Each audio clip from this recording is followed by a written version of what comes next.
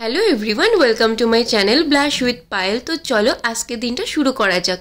তো আজকে হলো পুরীতে আমাদের দ্বিতীয় দিন। আগের দিনের ব্লগটা কিন্তু আমি তোমাদের সাথে শেয়ার করে দিয়েছি, যারা এখনও দেখোনি আমার চ্যানেলে গিয়ে দেখে আসতে পারো।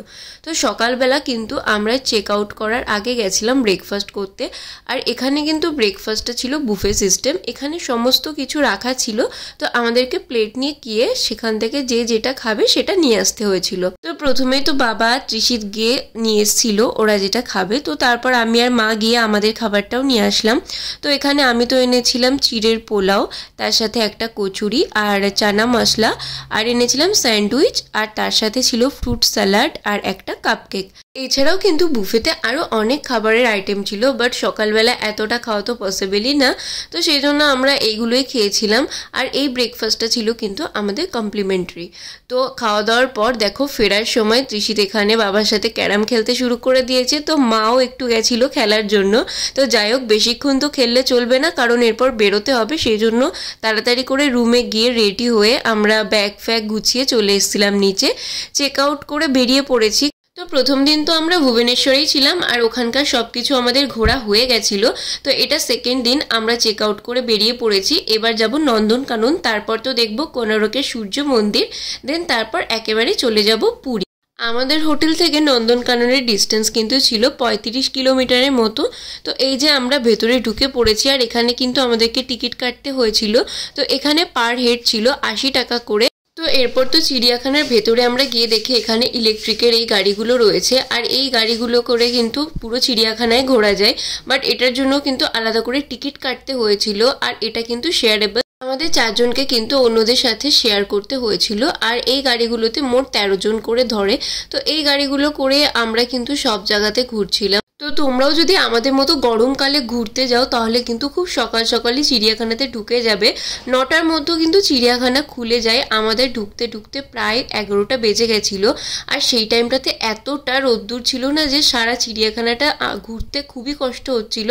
যদিও আমরা ওই গাড়িগুলো করে ঘুরছিলাম, তাও কিছু কিছু জায়গাতে তো আমাদের হেঁটে যেতে হচ্ছিল। সেই জায়গাগুলো কিন্তু খুবই কষ্ট হচ্ছিল, এতটা রোদ্দুর ছিল।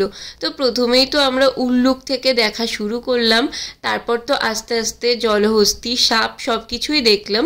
তো আমাদের কিন্তু বেশ কয়েকটা জায়গা দেখা হয়ে গেছে। এরপর কিন্তু আমরা যাচ্ছি জঙ্গল সাফারির জন্য। আর জঙ্গল সাফারির জন্য কিন্তু এই গাড়িতে করে আর যেতে পারবো না, তখন কিন্তু আমাদের যেতে হবে একটা বাসে করে।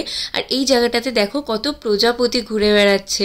তো এই যে এই বাসগুলো করেই কিন্তু জঙ্গল সাফারি হবে। তো দেখো আমরা কিন্তু সবার আগে উঠে গেছি আর সবার প্রথমে সিটে বসে গেছি, কারণ সবার প্রথমে সিট থেকে কিন্তু খুব ভালোভাবে সব কিছু দেখা যাচ্ছিল।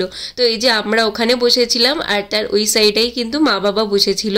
তো ঢুকতে না ঢুকতেই তো প্রথমেই গিয়ে দেখি বাঘ। বাট আমাদের সাফারি বাসটা দেখে কিন্তু বাঘটা দূরে চলে যাচ্ছিল। তো যাই হোক, আমাদের তো মোটামুটি নন্দনকাননের সবটা দেখায় কমপ্লিট হলো। আমরা কিন্তু একটা গাইডও নিয়েছিলাম। তো সবকিছু মিলিয়ে আমাদের 4 জনের কিন্তু খরচা হয়েছিল ওই 1500 টাকা মতো। তারপর তো আমরা বেরিয়ে চলে আসলাম ওখান থেকে। আর দুপুরও হয়ে গেছিল, খুব খিদে পেয়ে গেছিল। নন্দনকাননে ঘুরতে আমাদের প্রায় 2 ঘন্টা সময় লেগে গেছিল। দেন তারপর তো আমরা চলে আসি একটা হোটেলে লাঞ্চ করার জন্য। লাঞ্চের জন্য তো আমরা অর্ডার করেছিলাম ভাত, ডাল, আলু ভাজা, চিকেন কষা, আলু পোস্ত। তো তারপর খাওয়া দাওয়া কমপ্লিট করে এবার বেরিয়ে পড়েছি কোনারকের সূর্য মন্দির দেখার জন্য। নন্দনকানন থেকে কিন্তু কোনারক 85 কিলোমিটার মতো। আমাদের কিন্তু আসতে প্রায় 2 ঘন্টা 10-15 মিনিট টাইম লেগে গেছিলো। আর এদিকে দেখো রাস্তার পাশে কতগুলো দোকান বসে আছে। তো যাই হোক, এরপর কিন্তু আমরা ভেতরে ঢুকে গেছি। আর এটাতেও কিন্তু টিকিট কাটতে হয়। এখানে কিন্তু টিকিটের দামটা একটু কম আছে, পার হেড 45 টাকা করে আমাদের টিকিট পড়েছিল। তো এই যে টিকিট কেটে আমরা ভেতরে ঢুকে গেছি। আর এদিকে আমি ভিডিও করতে করতে তো অনেক পিছিয়ে পড়েছিলাম, সেই জন্য মা বাবা ওখানে দাঁড়িয়েছিল, আমার জন্য ওয়েট করছিল। তো ভেতরে এসে তো আমরা পুরো মন্দিরটাকে ঘুরে ঘুরে দেখছিলাম। আর এখানে যে 7টা চক্র আছে সেটাও কিন্তু দেখছিলাম। তার মধ্যে কিছু কিছু চক্র কিন্তু ভেঙেও গেছিল, আর মন্দিরের কয়েক জায়গা কিন্তু ভেঙেও গেছিল।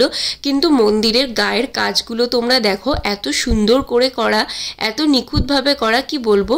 তো যাই হোক, এরপর কিন্তু মন্দির দেখে আমরা বেরিয়ে পড়েছি। আর এত গরমে একটুও ভালো লাগছিল না, সেই জন্য বাইরে এসে তো প্রথমেই ডাব খেয়ে নিলাম। এরপর তো আমরা বেরিয়ে পড়লাম পুরীর উদ্দেশ্যে। কোনারকের সূর্য মন্দির থেকে পুরীর ডিস্টেন্স কিন্তু প্রায় 37 কিলোমিটার। আর যাওয়ার সময় কিন্তু আমরা মেরিন ড্রাইভ রোড দিয়ে যাচ্ছিলাম, যার জন্য কিন্তু রোডের পাশেই সি বিচ, তোমরা দেখতেই পাচ্ছ সমুদ্র দেখা যাচ্ছিল। তো দেখতে দেখতে আমরা পৌঁছে গেছি আমাদের হোটেল। আর পুরীতে আমাদের হোটেলটার নাম ছিল হোটেল সোনার বাংলা।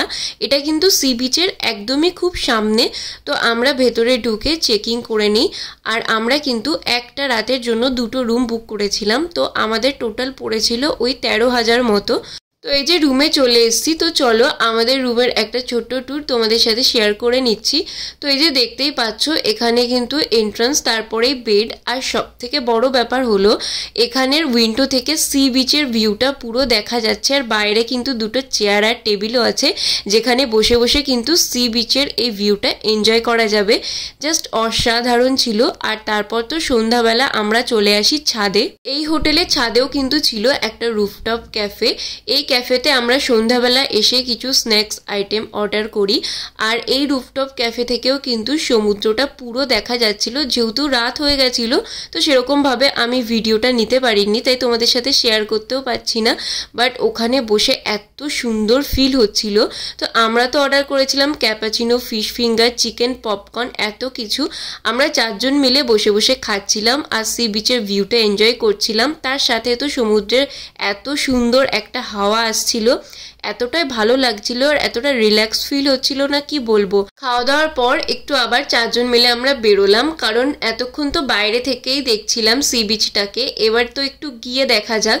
সেই জন্য আমরা ডিরেক্ট চলে গেছি সি বিচে, যেহেতু আমাদের হোটেল থেকে 4-5 পা সামনে এগোলেই সি বিচ। এখানে এসে তো সমুদ্রটাকে একদম সামনে থেকে দেখছিলাম, আর এখানে আমি আর মা গল্প করছিলাম।